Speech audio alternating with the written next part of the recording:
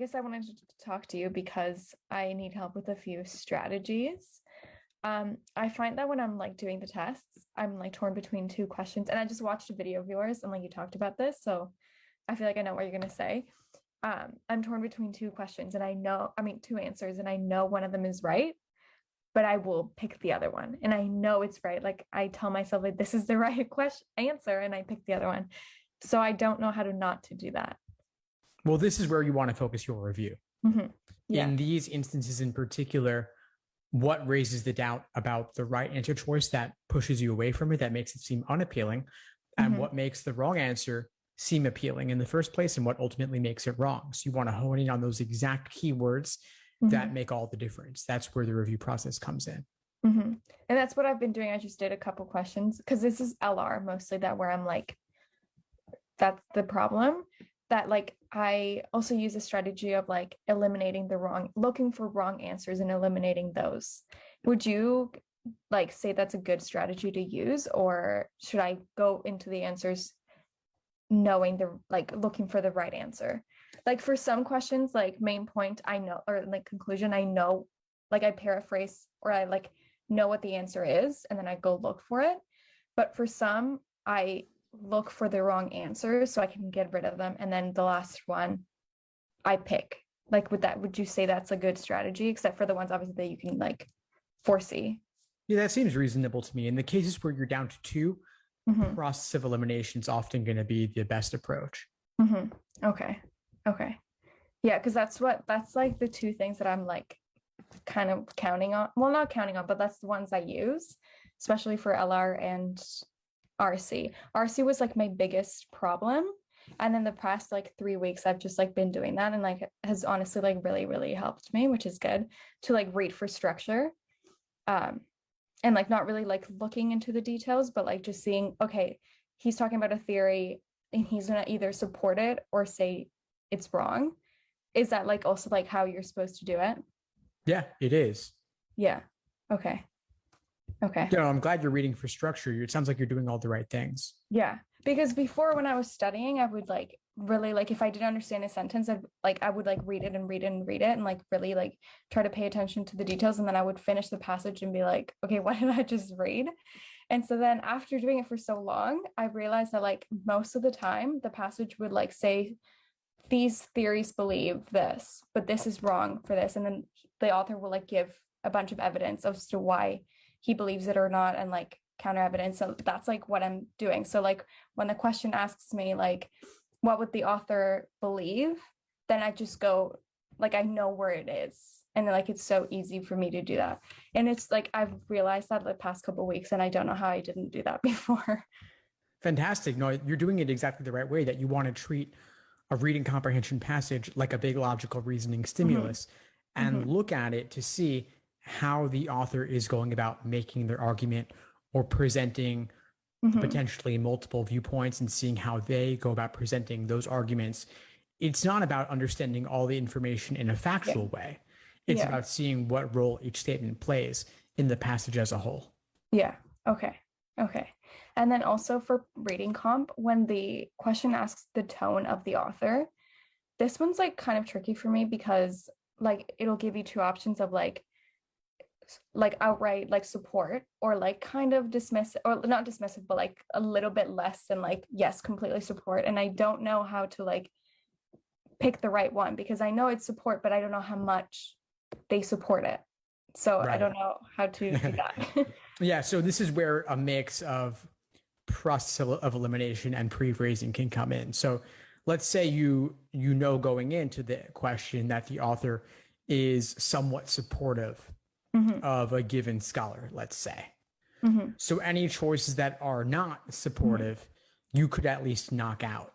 Yeah. And then if there are two choices remaining that both relate to support, you then want to hone in on the small differences between them. Is there an adjective that perhaps is going a little bit too far? And then you knock out that choice for being too extreme. It only takes one little word or one emphasis to make it technically wrong, and then you can eliminate it. Okay. And I guess this is kind of similar too. Sometimes the words, I don't know what they mean, and then they turn out to be the right answer, but I didn't pick them because I didn't know what they meant. So would you say that like if I'm like again torn between two answers and one of them I don't know what it means, should I pick that one when I know the other one's kind of wrong? Yes. If you know the Yeah. other one's wrong, then pick the one you don't understand. Yes. Not like completely wrong, but I'm like, I don't, this doesn't sound very good.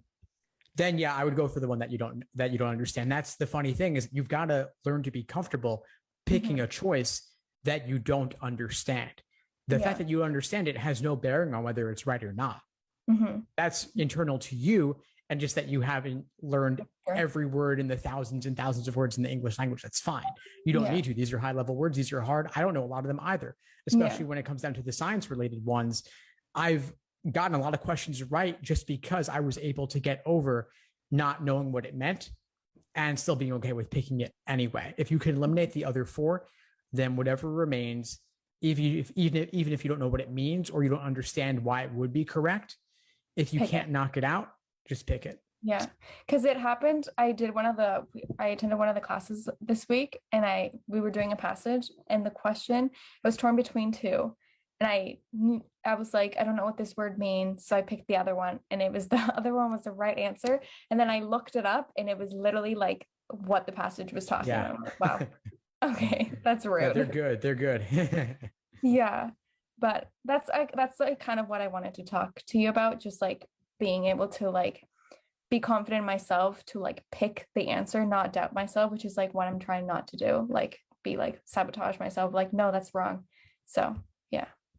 Well, you're thinking about the right things. And it's just for this last week, I would look at leveling up your review process a little bit more in any questions that are still on your list to review that you don't fully understand yet.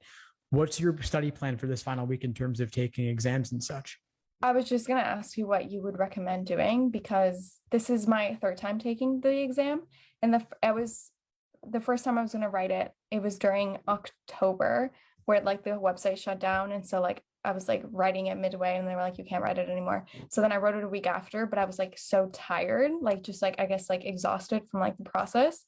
And so then I like kind of burnt out because I studied so much during that week of like I didn't know when I was going to write it. And so then when it came to it, I was like so tired. And so then I wrote it in November and I did better, but I know I can do better. So I want to do it again. And so I studied a little bit the week before that November test, but like not too much. But I sometimes the amount of stuff I was studying, I would get questions wrong that I knew how to do it, but I would just get them wrong because I was self-doubting because I think I was burnt out and just like so anxious. So I don't know if I should like study the week before or just do like some review but like not look at the answers, like just kind of just so what would you recommend doing? Sure. Yeah. Well, I'm sorry to hear about your experience with the October LSAT. I'm glad that you were able to take the November one successfully.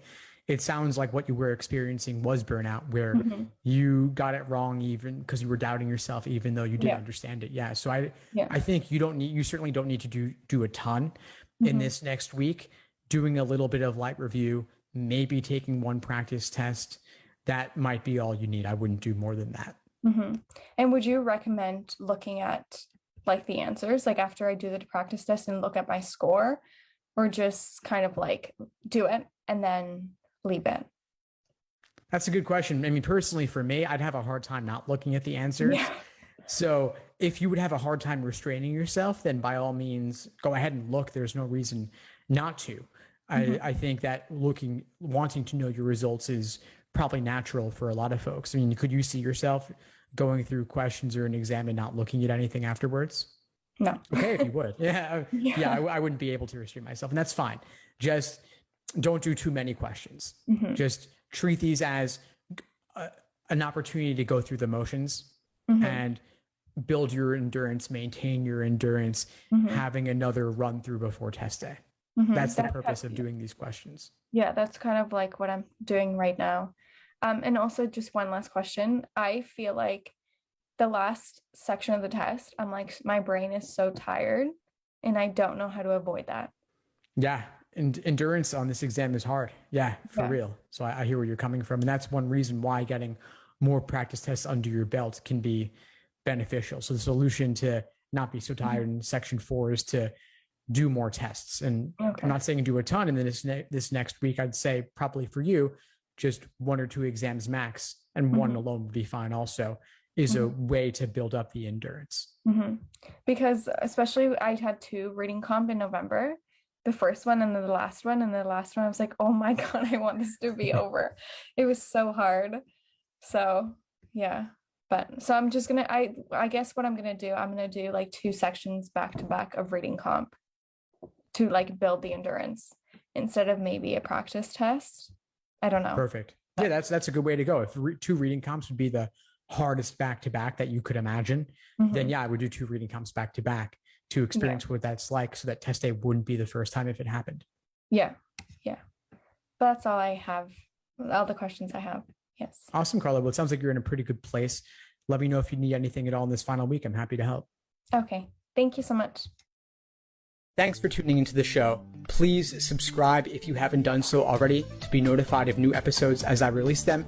And feel free to reach out if you need anything at all as you move forward with your prep. I'm happy to help however I can. In the meantime, I'll wish you all the best and take care.